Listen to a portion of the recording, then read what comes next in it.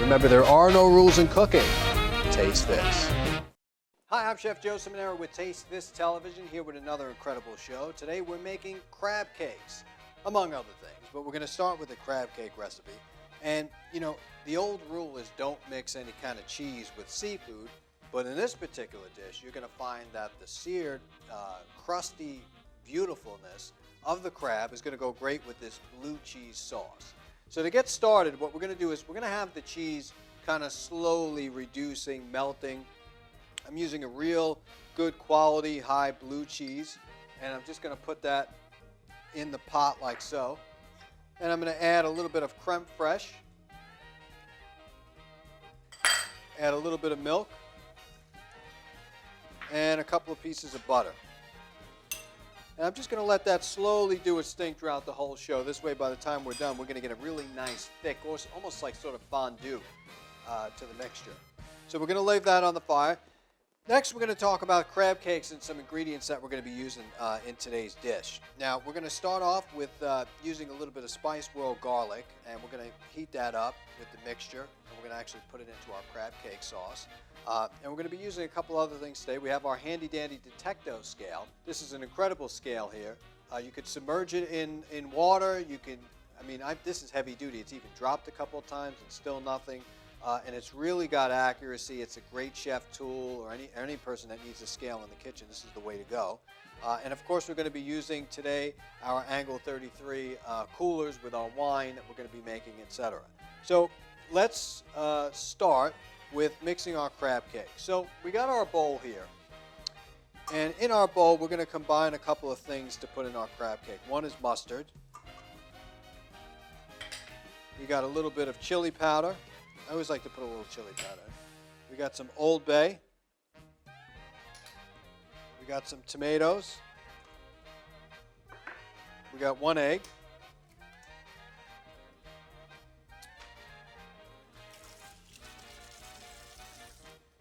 And what we have is some delicious crab. Now this is, you have crab lump, jumbo lump, crumb back, fin, all the stuff that you can see in the supermarket. And you're right, for the quality of the crab cake is actually better when it is, when it's higher in price. You know, some of the stuff goes up to like $23 a pound, right? Or even more. So there's Colosso crab, which is really big, thick, like beautiful.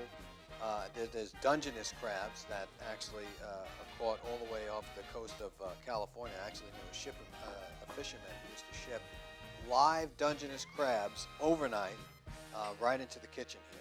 That was great. And what I want to do is I want to bring a little bit of garlic to a nice brown consistency, because I'm a big fan in not putting any type of raw garlic into anything. I can't stand that. So I just want to toast this garlic, and immediately you smell the flavors kind of coming up. And we're just looking for the garlic to get nice and brown and toasty, not burnt or anything like that. I'm going to put that right into the mix. And then we're going to put our hot pan right over here, because we need to sear our crab cakes as well.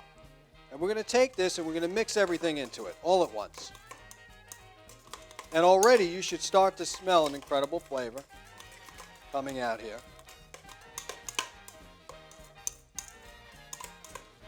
And you can see all the mixture, and then the mustard really brings it together. And just when you think everything's kind of pasty, that's when you're going to add your breadcrumbs. Now you can use seasoned breadcrumbs. I like to season my own with a little bit of garlic, onion powder, salt. I don't really get involved in like putting any cheese or anything like that. Let's put a little bit more. We want it to be cakey. We want to be able to mold it. We want it to be like 1/4 ounce pieces. That's what we're going to use the scale here to weigh it. And if you look in here, this is looking really good. Probably a little too hot where we want it. Just going to lower that down want the milk to break, so we'll just put it on the side there. All right. Next, what we're going to do with your hands, it's okay you get your hands dirty. That's what cooking's about. We got our scales turned on, right? And you're just going to make like little, little portions. All right, these are 4 ounces. And that's exactly what we want. We want a 4 ounce. And these are great for like hors d'oeuvres. And what you're going to do is just take the crab cake, put it in a little bit of breadcrumbs, and put it on the hot pan. And we're going to do the same. We'll do like 4 of these. We'll do 3. And really, when you got a great mixture, you can actually just heat up a little bit and taste it to make sure that you're not going through all this trouble and you're missing a flavor on this. Good. You can totally cook this just like hamburgers. If you're seasoning hamburgers, which I don't know why you would want it, but you're seasoning hamburgers and or meatballs. That would be a good example. You take a little piece of the meatball, you cook it up, you make sure that it's seasoned well. That's the way to do it. And we're going down for the last one. Jumbo lump crab is definitely going to be your best bet. You might be paying, you will be paying a lot more, but it'll be worth it. You won't have to worry about like any cartilage or anything like that. Any pieces of shells, and also where you get it and what brand you're buying it from is another thing too. Okay, we got our third one going down it. Put this. I'll wash my hands real quick. Sanitize, just because we did use raw egg. And we don't want any cross-contamination here. Now it's a combination of olive oil, and don't be shy, and butter.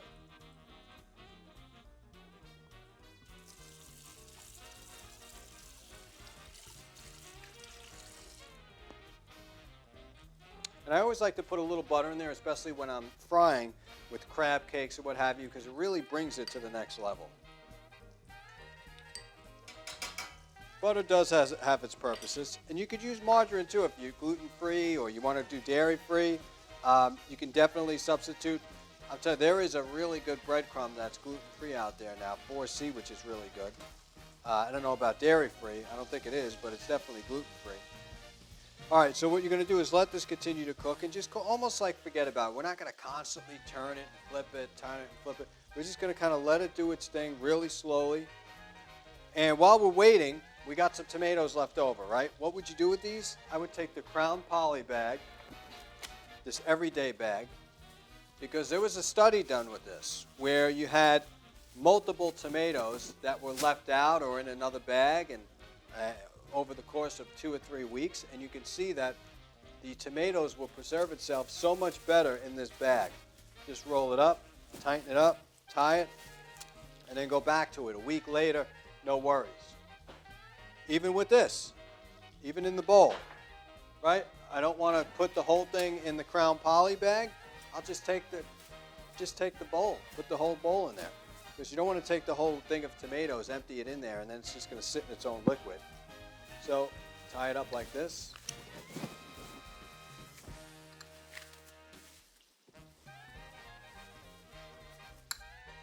You got it. Perfect. Just like that. All right, we're going to let this cook. Always make sure you shake it a little bit. You want the crab cakes to be free off the pan. You don't want them to stick. And we're getting nice thick bubbles on here. Not where we need to go yet, but very close. And the butter really helps us out in that. We're going to take a little bit of Old Bay seasoning and put it right in there. All right, now we can turn over the crab cakes. Beautiful. Nice and golden brown. That's exactly what we're looking for. And don't be afraid to kind of tilt some of the butter flavored oil and just go right over the top of the crab cake, especially if it looks a little dry. This is called basting. I actually like to cook my steaks like that in a pan like this. And you can see the hot oil cooks not only the top, but the bottom, and you're getting that wonderful flavor in there. That is how to cook a crab. That's how to cook anything. Constantly baste it. Reduce itself to its fats that drip down. Really good stuff. All right, so we're going to add a little bit of greens here as a garnish. I'll talk to you about that in a little bit. Careful they don't kind of snap up at you. Make sure you get all that water out of the greens. They're going to be for a little bit of garnish. Now, we're going to jump over to our plate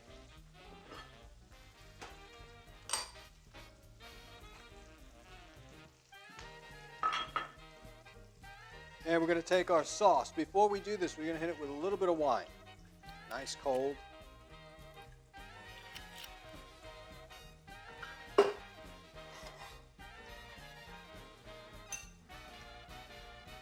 we're going to get a little sauce here, a little sauce here, a little sauce there. We're going to take our crab cakes. You don't want to overcook the crab cake.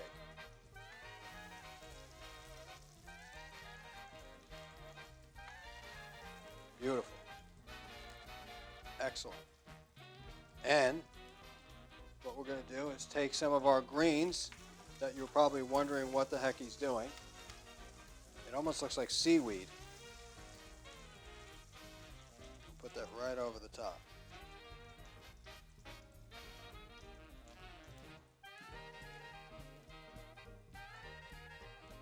And here you have it. Really easy crab cakes that you can enjoy.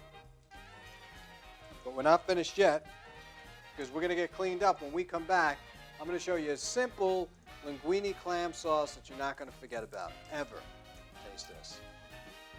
All right, so now I'm going to talk to you about making a little bit of a linguine white clam sauce, but it's a little bit of a twist because I actually take a little bit of bacon fat, or you could use bacon itself, and put it into the clam sauce to give it more flavor. So with that being said, we're going to take a little bit of olive oil, just a little bit. And we're also going to take a little bit of butter, which is going to give this sauce flavor. And then we're going to take some garlic. That's going to be the first basis of what we're doing. But we also want to add the bacon in there as well at the same time. And the whole goal is to sort of let this cook and render down. Now when I mean render down, I mean to get the flavors from the beef. So what we're going to do is get the bacon nice and crispy. And it's going to really deliver a different flavor than you would normally have. Really nice. All right, let that cook down for just a second. I'm going to talk about how I cook the pasta. I cook the pasta ahead of time, but I don't take my pasta and strain it on, in a sink or a colander and pour running water over it to cool it down. What I do with the pasta is after it's cooked, I don't have a sheet pan tray here, but you get one of those half sheet pan trays. You strain the pasta hot, put the pasta right on top of the tray. So you got hot pasta on the tray, and then you take olive oil, put it on, and mix it around. What you're doing is you're retaining the starch inside the pasta, and you're keeping the flavors in it. Not only that, the olive oil kind of bleeds into the pasta, which really creates additional incredible flavor. Now, I have something here too called Serranos, and this is from a company called La Morena. And La Morena's got incredible products just in a can. All you got to do is basically open them up. But I've sliced them down. Now, they will give a little bit of a heat.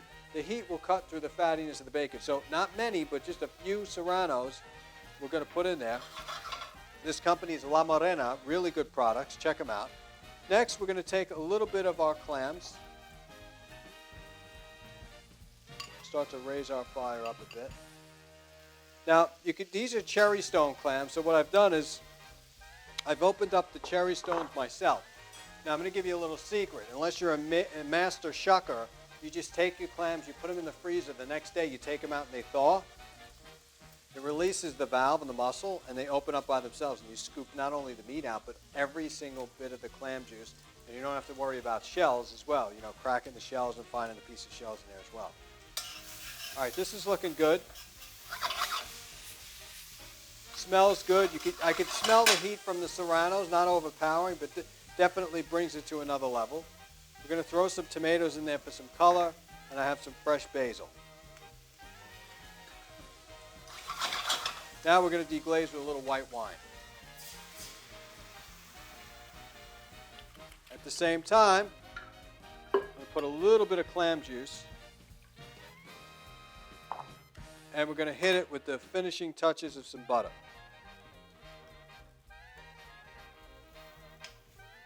And this is going to bring it to a nice creamy consistency. And this is how I like my linguine white clam sauce. Give this another second, and then what we're going to do is we're going to take all this clams and bacon, we're going to move it into one side of the saute pan. And watch what we do here. We're going to take our pasta, and we're going to let the pasta now pick up the flavor of this dish. And that's what we're going to do. We're going to let that sauce bleed right into the pasta. We're going to move some of this stuff here.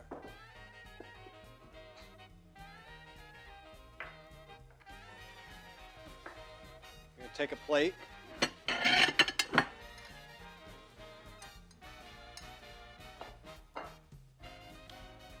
Take our tongs, we're going to move our pasta over like this. It takes a little while for everything to kind of get absorbed together.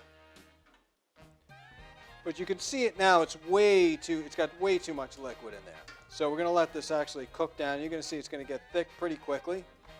And then we're going to kind of mold everything up, put the pasta there, maybe add a little bit more of extra virgin olive oil on top, then scoop over the clams. It's going to be a delicious dish. Okay, now we're going to take our pasta, sort of twirl it, right?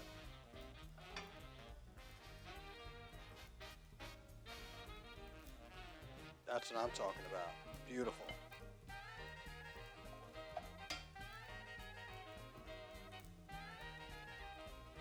Now what we're going to do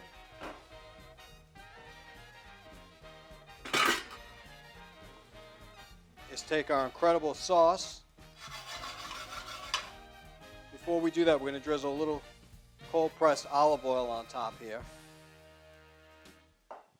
Because that's really going to, olive oil really takes pasta to the next level. And though I put it on with the stages after it was cooked, I'm still, right away you smell that, it's great. Put this on. You see the colors? Got a lot of stuff going on here, folks.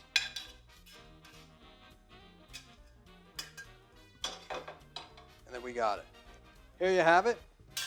A twist on clam sausage, a little bit of bacon in there as well, and then you have that basil to really take it to the next level. Thank you for watching this fun-filled episode of Taste This TV. I'm your host, Chef Joe Simonelli. Remember, there are no rules in cooking. Taste this.